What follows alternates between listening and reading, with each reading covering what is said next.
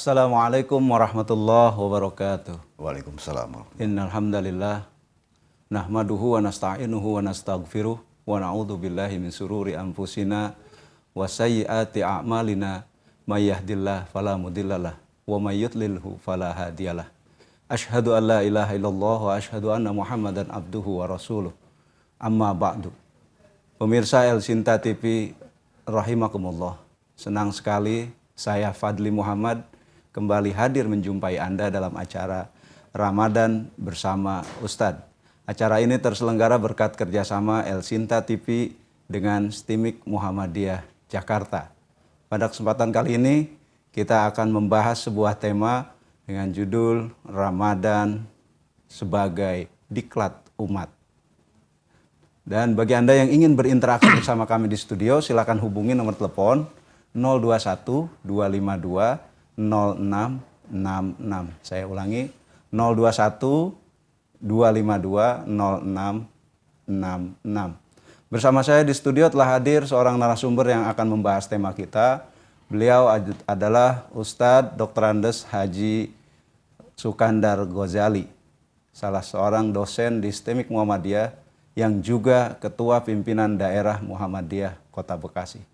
Assalamualaikum Ustadz. Waalaikumsalam warahmatullahi wabarakatuh. Kabar sehat Ustadz? Alhamdulillah. Alhamdulillah. Ya. Alhamdulillah kita ketemu Ustadz di acara Ramadan bersama Ustadz. Ramadan sebagai diklat umat, nih gimana maksudnya Ustadz? Baik. Assalamualaikum warahmatullahi wabarakatuh. Waalaikumsalam warahmatullahi wabarakatuh. Innal hamdalillah raditu billahi robba wa bil islami dina wa bi Muhammadin nabiyya rasulullah ma ba'd. Faqala Allah Ta'ala fi kitabil karim, a'udzu billahi minasyaitonir rajim. Ya ayyuhalladzina amanu taqullaha haqqa tuqatih wa la tamutunna illa wa antum muslimun. Pemirsa El Sinta TV yang dirahmati Allah.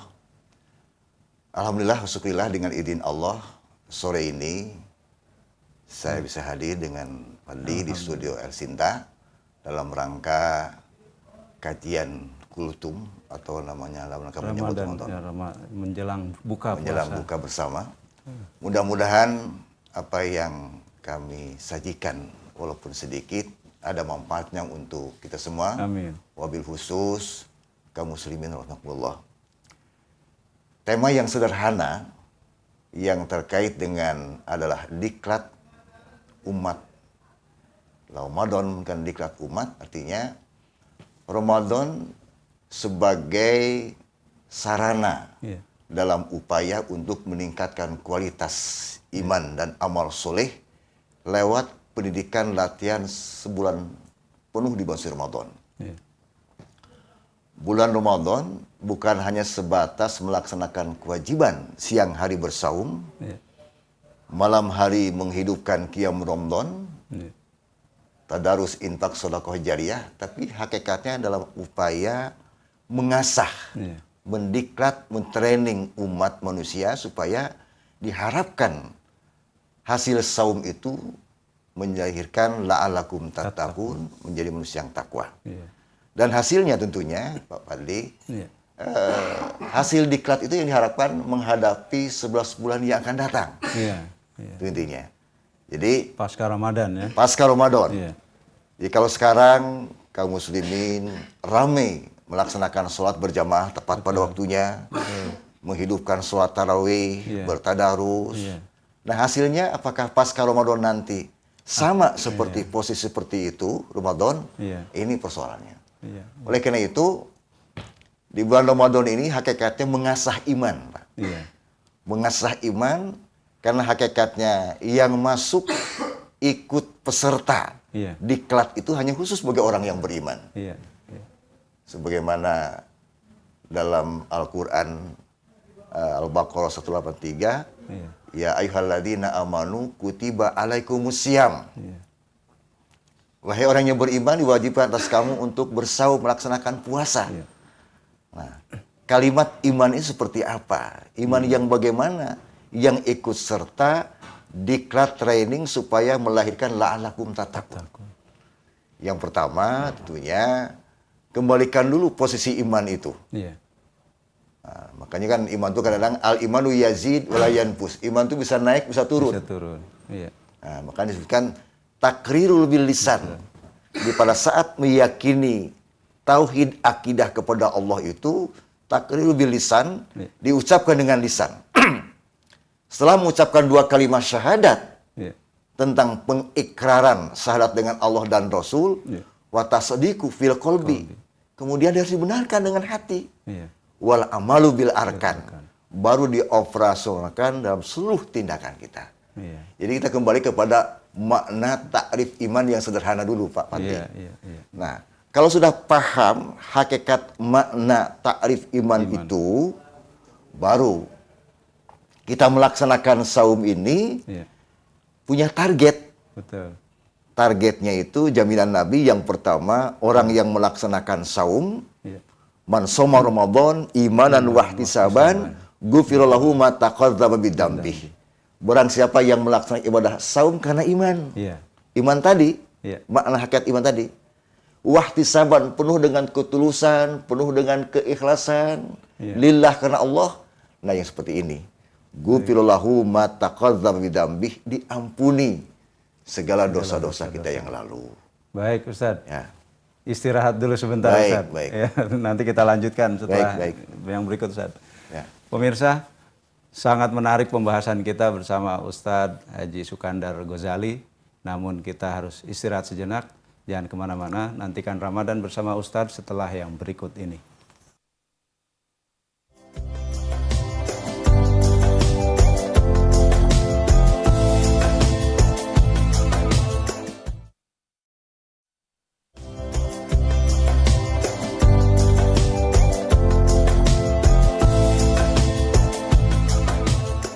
Terima kasih pemirsa, Anda masih bersama kami dalam acara Ramadan bersama Ustadz. Acara ini terselenggara berkat kerjasama El Sinta TV dengan Stimik Muhammadiyah Jakarta. Pada saat ini kita akan sedang membahas tema tentang Ramadan sebagai diklat umat. Bagi Anda yang ingin berinteraksi bersama kami di studio, silakan hubungi nomor telepon 021 252 0666. 021-252-0666. Kita lanjutkan diskusi kita bersama Ustadz Dr. Andes Haji Sukandar Ghazali tentang Ramadan sebagai diklat umat. Gimana Ustadz? Selain kita tadi penafsiran iman yang sederhana, berikutnya apa nih? Jadi pengertian diklat itu gini. Jangan sampai melaksanakan puasa atau saum itu lebih berorientasi kepada syiarnya saja. Nah, jadi kenapa ada istilah diklat? Diasah imannya lewat tarawih. Diasah imannya lewat tadarus. Diasah imannya dengan bermacam-macam kegiatan itu. Sehingga akan muncul melahirkan sesuatu kemampuan dalam diri seorang yang beriman tadi memiliki rasa ingin segera jumpa dengan Sang Khalik Allah Subhanahu wa Ta'ala. Jadi rasa rindu dan ingin segera jumpa dengan Allah. Karena merasa yakin dengan saum, dengan puasa yang laksanakan itu memiliki keutuhan menjadi sosok nanti seorang muslim atau muslimah yang berkarakter memiliki keimanan, keutuhan yang insya Allah akan membuahkan iman yang istiqomah. Itu yang harapkan. Nah, itu. Harapannya itu ya. Harapan itu. Oleh karena itu, kalau hanya sekedar dia hanya meramaikan suasana, kata Imam Ghazali, masuk kategori saumul awam. Puasa penggembira. Puasa tidak punya nilai.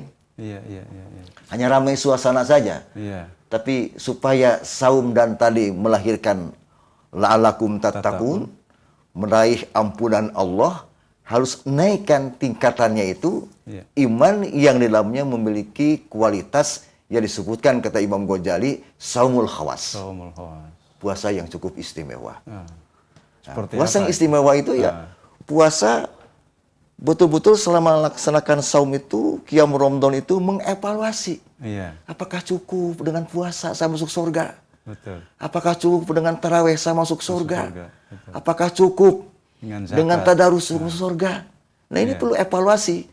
Makanya jadi diklat. Diklat, diasah imannya, digojlok imannya, sehingga membuahkan nilai di hadapan Allah sebagaimana doa, Ya. Allahumma innaka afuwun tuhibbul afwa fa'fu anni. Ya Allah, Engkau Maha Pengampun, Engkau Maha Pemaaf, Ya. Engkau paling suka pada orang yang minta ampun dan minta maaf. Ya. Fa'fu anni ya Karim. Maafkanlah. Maafkan.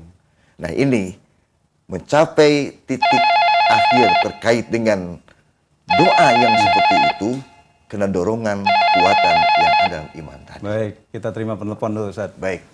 Assalamualaikum. Waalaikumsalam. Dengan siapa Pak? Di mana? Dengan Pak Joko di Jakarta. Pak Joko di Jakarta. Silakan pertanyaannya, Pak. Iya, ini saya kan pedagang. Ya. Iya, pedagang. Ini saya dagang. Ah, dagang apa, Pak? Di mana? dagang roti di daerah Glodok. Iya. Itu kan lingkungan kebanyakan orang-orang kafir. Banyak. Iya. Cuma saya ini bulan puasa ini kalau misalnya dagang kan buat kebutuhan sehari nggak ada. Iya. Jadi gimana hukumnya? Saya dagang tapi saya puasa gitu. Dagangannya apa? Makanan atau Makanan, ya? makanan dagang soto. Makanan. Ya. Baik. Ya, kebanyakan tujuan Pak Joko ini makanannya dijual kepada ya orang-orang yang tidak berpuasa, khususnya orang-orang non-muslim ya, gitu. Baik. Itu saja Pak Joko ya. Itu aja. Assalamualaikum. Waalaikumsalam warahmatullahi wabarakatuh. Pak Joko nih punya permasalahan Ustaz. Ya, berkaitan dengan dia tetap berpuasa, kemudian di bulan Ramadan ini dia berjualan makanan di tempat yang memang banyak orang yang tidak berpuasanya, khususnya dari kalangan orang non-muslim. Gimana? Ya, memang idealnya, sebaiknya Pak Joko jangan jualan di bulan Ramadan. Iya. Nah, kan sekarang ini justru harus menghormati orang yang saum. Betul. Nah, bagaimana munculnya persoalan tadi? Saya berjualan kepada siapa? Nah, pada non-muslim. Nah, itu ya. Memang itu ada semacam dilema, Pak. Betul. Nah, dilema itu satu sisi saya sebagai seorang mukmin harus melaksanakan saum karena watak tadi, iman tadi. Tapi sisi lain ada kaitan yang menyangkut persoalan mencari nafkah, tapi memang jualannya diberikan kepada non-muslim. Ya, non-muslim tentunya. Maka ini ada istilah semacam diberikan semacam keringanan, ya. Karena nawa itu nolong pada orang yang tidak berpuasa. Nah, tapi kalau kita diberikan secara terbuka, khusus pada orang yang berpuasa, itu tidak boleh. Nah, ini karena kebetulan mungkin jualannya adalah hanya khusus kepada non-muslim, saya katakan non-muslim. Nah, ini namanya diberikan semacam rukhsah keringanan. Intinya adalah sebatas adalah memberikan satu tetap jualan. dengan norma-norma yang ada ya di bulan Ramadan Pak Joko ini. Tetap etika Pak Joko sebagai seorang muslim, orang yang saum juga harus dijaga. Itu Pak. Betul. Tidak sedikit juga tuh Ustaz, cerita orang muslim yang berjualan makanan, kemudian di bulan Ramadan ini dia mendapat banyak berkah. Iya, ketika dia berjualannya di malam hari saja. Iya, memang. Makanya syahrul Ramadan syahrul mubarak. Bulan Ramadan punya berkah, yang berkah itu bukan hanya yang muslim saja, non-muslim kena keberkahan itu. Bulan Ramadan ini. Baik, kita lanjut pada tema kita Ustaz. Yang berikutnya nih, apa yang berkaitan dengan Ramadan? Ya kalau kita bicara Ramadan sebagai diklat. Aduh, ada telepon lagi nih. Silakan. Assalamualaikum. Waalaikumsalam. Dengan siapa, di mana? Ibu Lis di Klender. Ibu Lis di Klender, silakan pertanyaannya Bu. Ini yang saya ingin tanyakan mengenai zakat ya. Iya, silakan. Zakat saya sih nggak banyak ya. Iya, zakat mal, zakat fitrah. Nggak banyak, sedikit cuman. Tapi saya ingin ngasih ke tetangga-tetangga yang yang saya lihat sendiri gitu ya. Membutuhkan gitu maksud saya. Betul. Nah, bisa nggak itu kira-kira ya? Iya. Siapa yang berhak menerima zakat ibu? Intinya yaitu siapa yang boleh menerima. Saya kasih atau yang bisa terima gitu. Baik, kriterianya ya Bu ya. Terus yang kedua boleh nggak? Silakan. Rumah kontrakan. Juga nggak banyak, satu pintu ya. Iya. Nah, tapi nggak sampai nggak sampai sama nisabnya. Apa itu dikeluarkan zakatnya juga? Baik. Ya, Baik, itu aja baik. Mas. Iya. Terima kasih Bu. Assalamualaikum. Waalaikumsalam warahmatullahi wabarakatuh. Ibu di Jakarta di apa? Ya. Jakarta Timur. Pertama tadi tentang dia mau berzakat harta. Kriteria orang yang harus dia zakati siapa saja. Ya. Kemudian itu tadi dia punya kontrakan. Ya. Bagaimana zakatnya? Ya. Jadi memang yang berhak menerima zakat Iya. itu memang sudah diatur dalam Quran kan. Iya. 8 asnaf. Iya.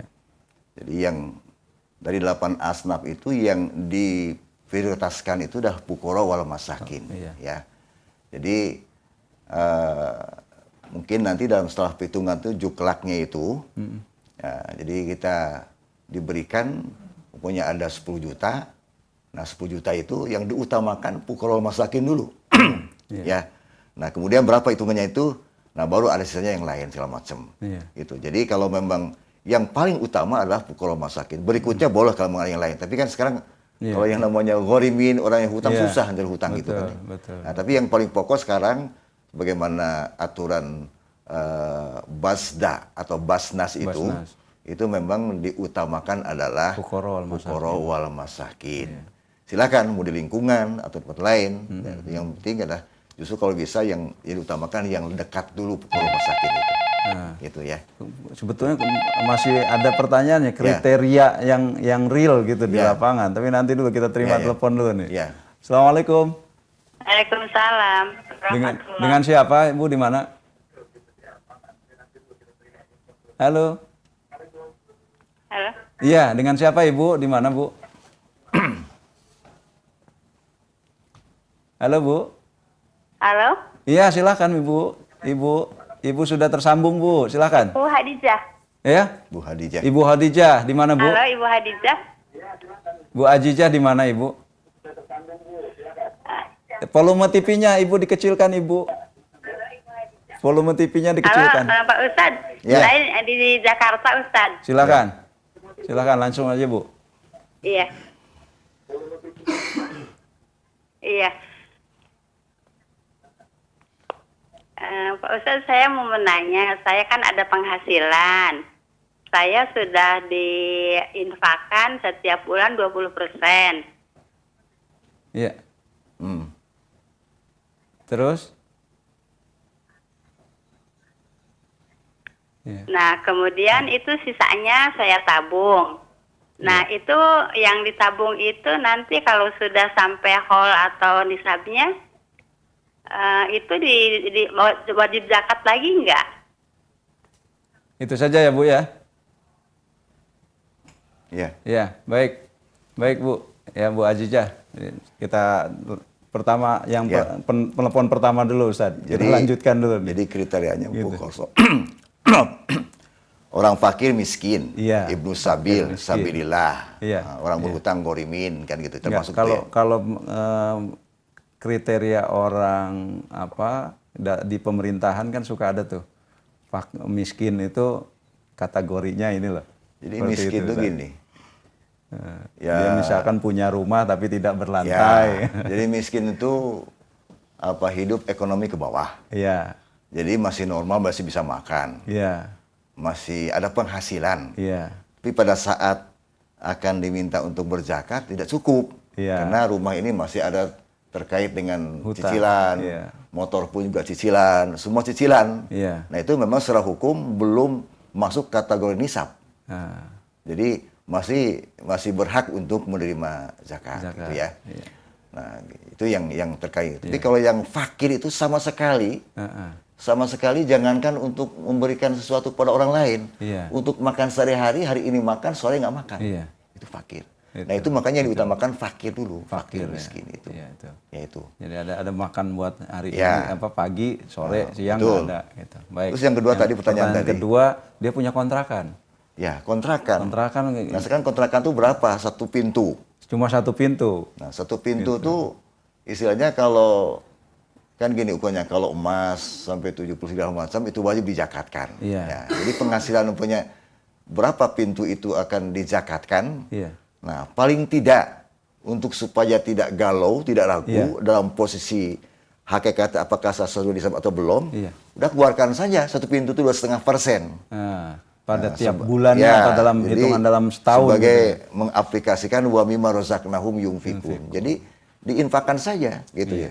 Soal kategori apakah pahala zakat infak itu urusan Allah. Iya, Tapi baik. sudah menawaitukan, Iya, untuk mengikhlaskan, mewakafkan dalam dirinya itu, saya dalam pintu ini saya akan Zakat. zakatkan atau infakkan. Baik Ustaz, kita mesti istirahat lagi Ustaz. Ya.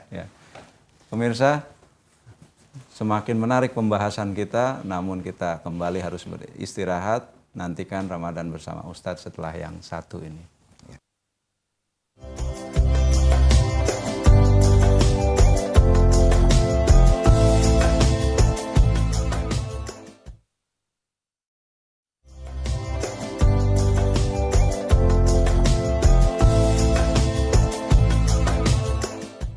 Terima kasih pemirsa, Anda masih bersama kami dalam acara Ramadan bersama Ustadz. Acara ini terselenggara berkat kerjasama El Sinta TV dengan Stimik Muhammadiyah Jakarta. Pada kesempatan kali ini kita tengah membahas sebuah tema Ramadan sebagai diklat umat. Bagi Anda yang ingin berinteraksi bersama kami di studio, silakan hubungi nomor telepon 021 252 0666. Kita lanjutkan diskusi kita bersama Ustadz Haji Sukandar Ghazali.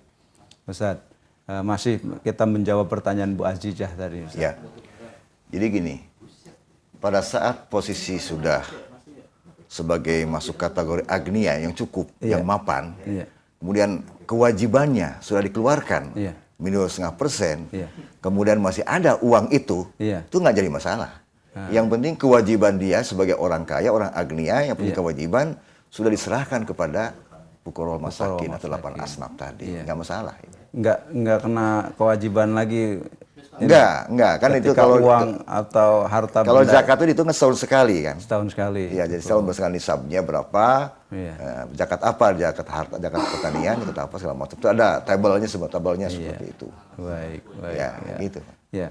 Kita kembali ke tema kita, Ustaz. Ya. Tadi saya masih penasaran nih, ya ketika diklat, ya yang namanya diklat, kalau dalam kehidupan kita kan dapat sertifikat. Betul. Iya, maka supaya dapat sertifikat, ya sertifikat ini kan takwa sertifikat. Betul. Nah, di Ramadan ini, supaya dapat sertifikat takwa ini, apa yang harus dilakukan? Jadi tadi jangan sampai masuk peserta diklat, tapi hanya tidur melulu. Banyak bolosnya. Nah, banyak polosnya.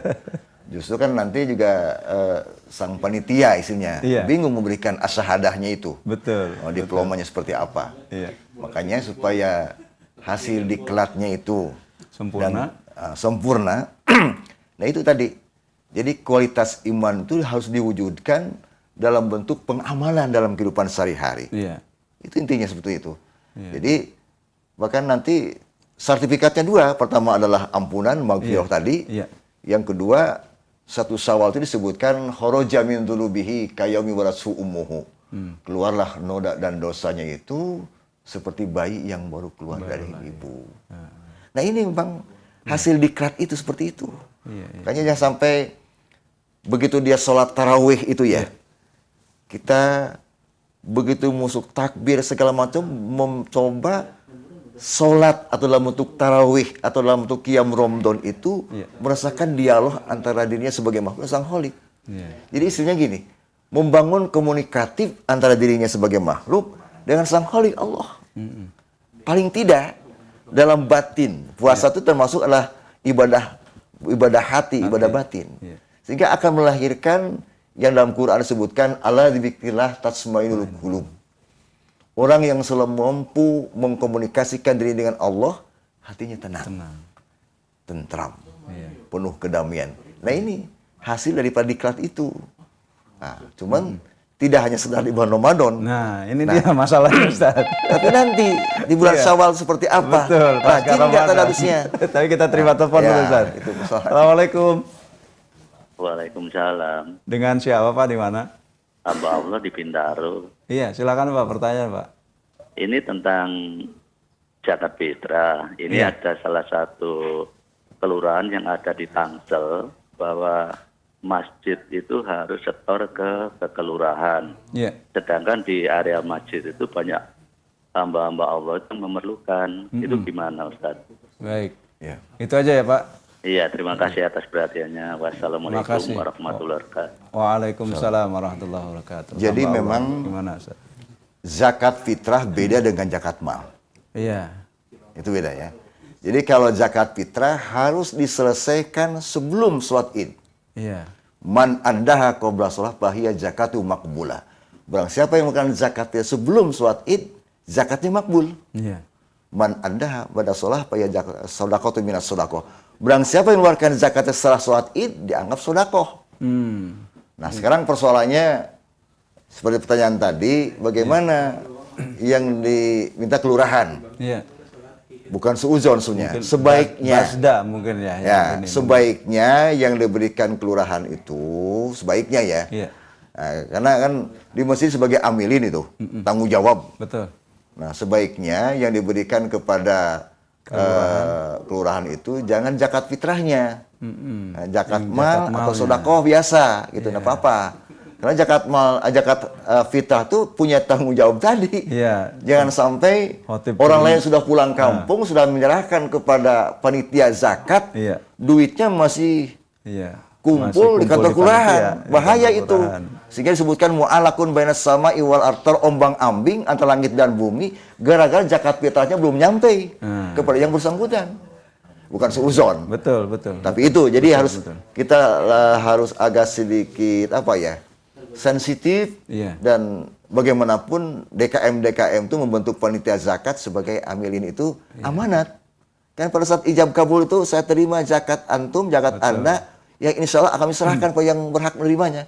Titipan statusnya, haknya itu. Iya, iya. Dan jangan sampai titipan itu Iya. orang belum nyampe, orang udah pulang kampung. Ya karena zakat fitrah itu Nah, kan itu. sebelum Tapi kalau- batasnya ada batas Ya, tertentu itu. khusus zakat fitrah itu Khusus zakat batasannya sebelum sholat Idul Fitri, zakat fitrah sudah diserahkan kepada yang berhak menerimanya. Iya. Itu intinya, Pak. Jadi panitia Ya, harus ambilin dari hati-hati. masjid ini harus Betul. bisa memilah itu mana yang Betul, zakat betul. fitrah, mana yang Iya. zakat mal. Betul. Gitu. Nah, berikutnya nih kita masih ini nih. Ketika pasca Ramadan ini yang cukup Ya. berat memang Ustaz. Ketika kita sudah terima sertifikat hasil diklat di bulan Ramadan, tapi Ya. pada kenyataannya Makanya, jadi pasca Ramadan, bagi orang yang tadi merasa didiklat itu karena faktor kekuatan iman tadi, sedih Iya. meninggalkan Ramadan. Atau sedih ditinggalkan Ramadan. betul. Nggak tanggung-tanggung. Jadi pada saat pelepasan itu, dilepas oleh Allah itu, walitukabbirullah ala ma hadakum Iya. wa la'alakum tashkurun. Sebagai bukti wujud rasa syukur, dilepas dengan takbir, tahmid, tahlil. Kenapa? Bagi orang yang beriman, Iya. rugi seakan-akan meninggalkan Iya, Ramadan tadi, bahkan ingin semua bulan itu dijadikan Ramadan. adalah bulan Ramadan. Nah, jangan sampai nanti orang yang tidak punya watak karakter iman tadi begitu dengar takbir, alhamdulillah, nyampe juga puasa saya. Tamat juga puasa. Tamat. Padahal kita justru posisi kita adalah bagaimana hasil training diklat 1 bulan penuh itu untuk menghadapi bulan berikutnya. Iya. Syawal, Zulkaidah, Zulhijjah, sampai Allah mempertemukan kembali dengan bulan Ramadan. Itu. Baik, kita terima telepon berikut Ustaz. Assalamualaikum. Assalamualaikum. Waalaikumsalam. Dengan siapa? Di mana? Saya dari Bapak Tris Bapak di Tris? Cempaka Putih, Pak. Iya, silakan Pak, pertanyaannya. Pak Tris. di Iya, Pak Cempaka Tris, silakan Putih. Pak. Silakan. Iya. Pertanyaan saya begini, Pak, mungkin agak nyimpang dari tema kita. Iya. Ya kan, saya sering mendengar para dai kita di dalam sholat itu kan sangat penting. Iya. Biar kita bagaimana lebih baiklah dalam sholat kita. Iya. Para dai kita itu kan menyatakan bahwa suratul Fatihah itu kan dialog dengan Allah. Iya. Ya kan? Nah, di saat kita membaca bismillah, alhamdulillahirabbil alamin. Dipersingkat Allah Pak, itu waktunya menjawab terbatas apa? Pak. Menjawab apa? Karena kan kita sifatnya dialog, pasti setiap kita apa yang baca, Allah pasti akan menjawab. Mungkin Gimana? Iya. Ya, baik. Pertanyaannya dipersingkat, Pak. Waktunya terbatas. Ayo. Halo, cukup ya? Iya, baik, Pak Tris. Ya kurang lebih Ustadz bisa menangkap apa yang dimaksud jadi Pak kalau Tris. salah tangkap, jadi membaca Fatihah, khususnya imam, Iya. memang tentunya supaya merasakan dialog dengan Sang Khalik Allah dan menemukan kehusuan, bacanya harus tartil. Jadi jangan sampai, kan banyak yang bacanya cepat kilat. Bahkan saya dengar informasi ada yang taraweh cukup 7 menit. Nah itu posisi letak tartil, mahroj, bacaan, tumanina sholatnya tidak menjadikan posisi melahirkan sebagai sholat sebagai alat komunikasi dengan Allah. Betul. Nah itu yang khawatir begitu. Jadi bisa masuk kategori ya sholat yang rusak yang seperti itu. Makanya terkait ya mohon maaf, yang terkait adalah bagaimana memanakan solu kama ra'aitumuni usolli. Sholatlah kamu sebagaimana kamu melihat aku sholat, kata Nabi. Bagaimana posisi takbirnya, bagaimana bacaannya, ruku, itidal, dan sebagainya. Itu posisi baik dalam posisi bacaan, gerakan tumaninya itu memang berupaya mengikuti istilahnya ittiba kepada Rasul.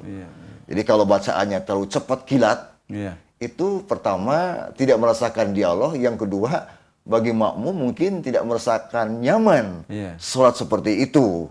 Dari sisi keimanannya jadi bingung. Nah itu yang kait seperti itu. Jadi mohon maaf, yang seperti itu saya kira sudah waktunya tidak lagi diamalkan seperti itu. Tradisi yang salah lah yang seperti itu ya. Makanya sekarang kan di masjid-masjid, bahkan sekarang di masjid-masjid itu menyiapkan hafiz Quran, bahkan satu masjid satu tarawih itu 1 juz. Satu malam. Sangat luas. Tapi tartil bacaannya, enak dinikmati oleh makmum jamaah. Gitu. Jadi gitu Pak. Berarti saya kira begitu. Jadi intinya pokok posisinya harus bacanya tartil dan letak mahroj tajwidnya sangat jelas. Insya Allah dialog kita sampai pada Allah. Ya, insya Allah. Gitu. Baik Ustadz, sayang sekali waktu kita sudah habis nih. Mudah-mudahan kita bisa ketemu lagi di lain kesempatan. Pemirsa, mohon maaf waktu kita sangat terbatas. Ya, bagi Anda yang sudah berinteraksi, terima kasih kami ucapkan. Mudah-mudahan apa yang kita bicarakan pada kesempatan kali ini bermanfaat buat kita semua, dan ketika kita mendapatkan sertifikat diklat di bulan Ramadan ini bisa mengamalkannya di 11 bulan yang akan datang setelah Ramadan. Saya Fadli Muhammad beserta kru yang bertugas pamit undur diri. Nasrum minallah wa fathun qarib wa basyiril mu'minin. Wassalamualaikum warahmatullahi wabarakatuh.